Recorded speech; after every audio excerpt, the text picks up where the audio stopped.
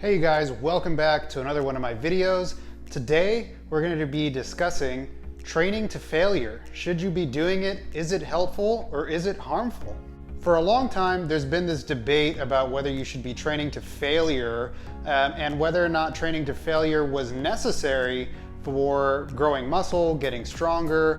Bodybuilders tend to say that training to failure is absolutely necessary. If you want to grow the muscle, you have to push it past its limits, and that means going to either failure or even going beyond failure with like drop sets and eccentrics and that kind of thing.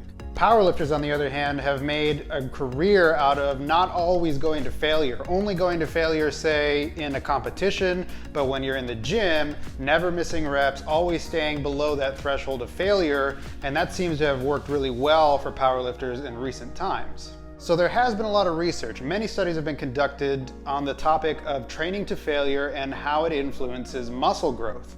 And actually what they have found so far is that training to failure and training near failure are nearly equivalent to one another. In fact, training near failure actually outperformed training to failure in one or two of those studies that have been conducted. When it comes to strength, the evidence is actually about the same as what we saw with muscle growth. Training near failure and training to failure are just about the same as one another as far as maximizing strength gains. If we are seeing that in the research, the majority of the time training near failure is just as good as training to failure, then there has to be a point at which once you surpass a certain level of intensity, you're maximizing the benefit of the exercise that you're doing. Training to a certain threshold of intensity allows us to maximize the training effect, but training any farther or any higher intensity doesn't necessarily lead to greater gains. We may actually be doing ourselves a disservice by training to failure all the time and really pushing that intensity. Why might that be? Well, fatigue.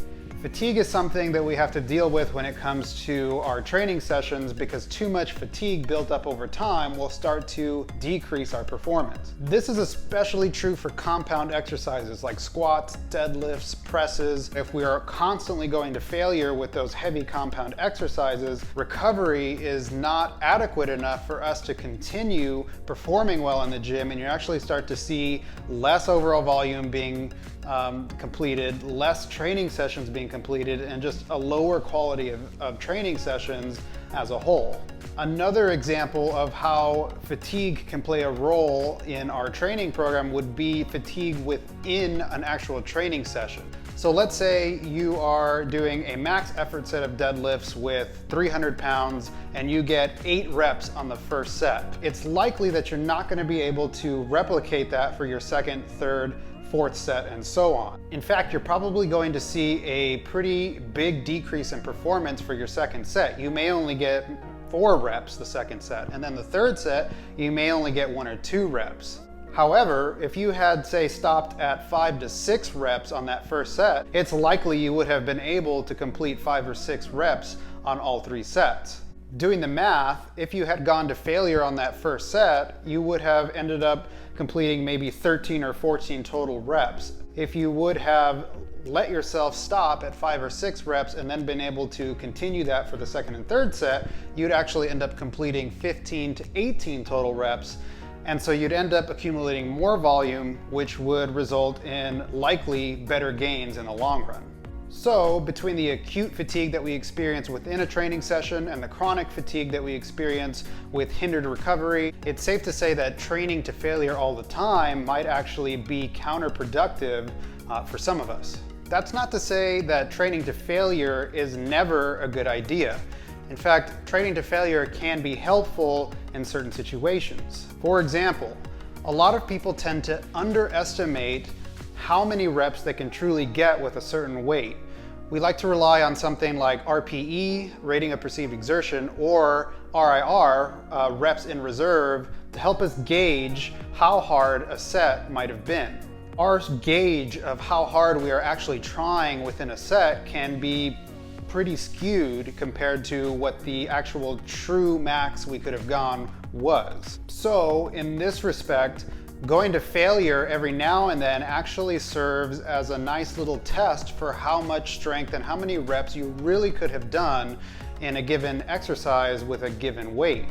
So what does this mean for you in your training?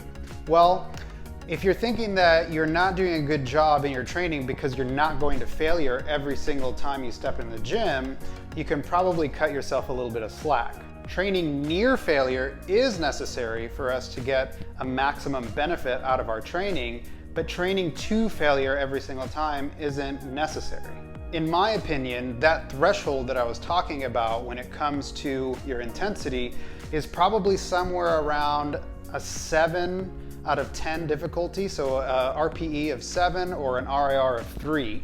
My recommendation would be for isolation exercises, you could probably try going to failure maybe once per session, so maybe the last set of an isolation exercise.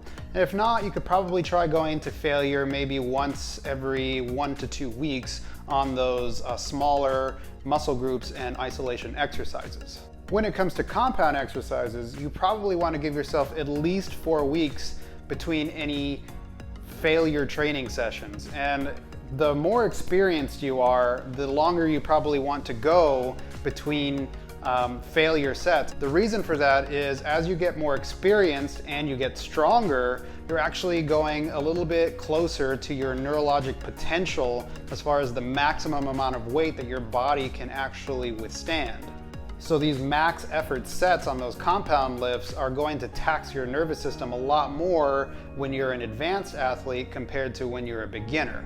So there you have it, guys. Training to failure isn't necessary if you want to maximize the benefit you're getting out of your training sessions as far as muscular growth and strength is concerned. However, training to failure every now and then can help to teach you how hard you have actually been training and then help you to recalibrate and adjust your training going forward, which will help you have better training sessions and hopefully squeeze out more gains over time. Thanks so much for watching. Please subscribe to me on YouTube, follow me on Instagram, leave some comments here about what you think about training to failure, whether you have used it, whether you find it beneficial for yourself, and how you plan to use it going forward. Thanks so much for watching again. Have a great day. I'll see you guys next time.